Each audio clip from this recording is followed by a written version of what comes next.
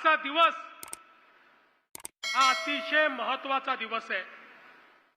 22 February 2025 ला माननीय शिवराज सिंग चौहानजींनी मोदीजींच्या नेतृत्वाखाली महाराष्ट्राला 30 लाख घरांचं एक पत्र त्या ठिकाणी दिलं आणि आपल्याला तो उपहार त्या ठिकाणी त्यांनी दिला।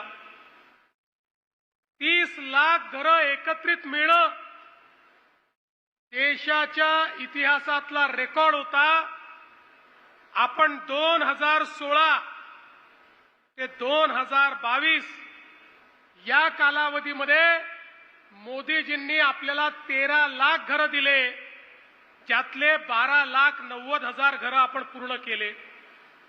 आणि त्यानंतर मोदीजींना आणि शिवराजजींना आम्ही विनंती केली, कारण 2017-18 साली आम्ही मोदीजींना विनंती केली होती की आपल्या यादीत अनेक बेघर लोक सुटले आहेत, कारण यादी 2011ला तयार झाली आहे। पुन्हा नव्याने पोर्टल उघडलं आणि नवीन 30 लाख लोक असे निघाले की जे कच्च्या घरामध्ये राहत होते, झोपडीत राहत होते। मी मोदीजींना शिवराजजींना म्हटलं की आता 30 लाख घरं अजून आम्हाला लागतील। मला अपेक्षा होती मागच्या वेळी 13 लाख घरं मिळाली, ती 7 वर्षात मिळाली, आता 15 लाख घरं मिळतील, 2-3 वर्षात मिळतील। पण शिवराजजींनी तर मला एक सुखद धक्का दिला आणि मला सांगितलं, देवेंद्र जी आप कार्यक्रम आयोजित करो, पूरे 30 लाख मकान आपको एक साथ मिलेंगे। एकत्रित 30 लाख घरं शिवराजजींनी आपल्याला दिली।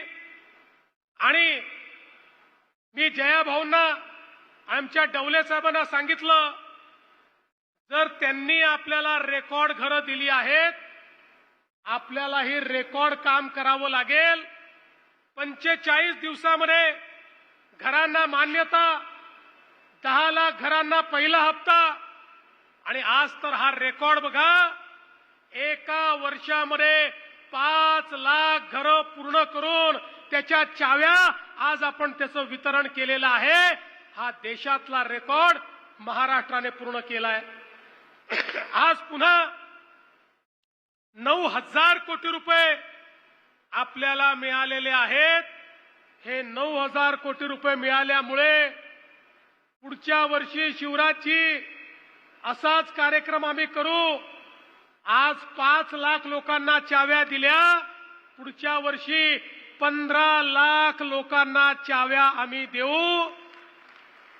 आणि बंधू भगिनींनो, अरे गरीब कल्याणाचा विचार तर अनेक लोक मांडत होते, पण मोदीजी बघा, 30 लाख घरं म्हणजे 1.25 कोटी लोकांना त्यांच्या घरावर छत मिळत आहे। 1.25 कोटी लोक जे झोपडीमध्ये राहत होते ते स्वतःच्या पक्क्या घरामध्ये या ठिकाणी चाललेले आहेत। आणि म्हणून आम्ही देखील निर्णय केला, घर झालं तर ते उत्तम झालं पाहिजे, म्हणून राज्याच्या वतीनंही त्याच्यात 50,000 रुपये दिले। आणि त्यासोबत हाही निर्णय घेतला, प्रधानमंत्री आवास योजनेच्या अंतर्गत ज्याला घर मिळेल त्याला जन्मभर इलेक्ट्रिसिटी फुकट मिळाली पाहिजे, म्हणून त्याला त्या ठिकाणी सोलर करता पैसे आम्ही देतो, त्याला कधीच इलेक्ट्रिसिटीचं बिल भरावं लागणार नाही। त्यामुळे गरीबाला त्या इलेक्ट्रिसिटीच्या पैशातनंही मुक्ती देण्याचं काम आपण केलेलं आहे। एवढंच नाही तर काही लोक असे होते, अर्ज केला पण जमिनीचा तुकडा देखील नव्हता, त्यांना घर तर मंजूर झालं पण जमीन नसल्यामुळे घर बांधता येत नव्हतं। त्यांना जमीन घेण्याकरता 1 लाख रुपये आपण दिले, सरकारी जमिनी दिल्या, वेगवेगळ्या प्रकारचे आरक्षण रद्द करून त्या ठिकाणी त्यांना जमिनी दिल्या। त्यामुळे त्यांना जमीनही मिळाली आणि घरही मिळालं।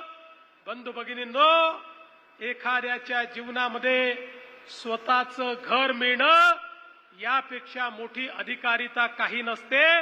ते घर देण्याचं काम त्या ठिकाणी आपण केलेलं आहे. आणि आता तर बघा, आता ही जी यादी बनली, ही यादी बनल्यानंतर मागच्या वर्षी शिवराजजींनी पुन्हा सांगितलं, म्हणाले ये यादी भी थोड़ी पुरानी हो गई, कुछ लोग इसमें भी छूट गए होंगे. पुन्हा पोर्टल उघडलं, पुन्हा अर्ज मागवायला सांगितले. आता नव्याने अर्ज आमच्याकडे पुन्हा आले.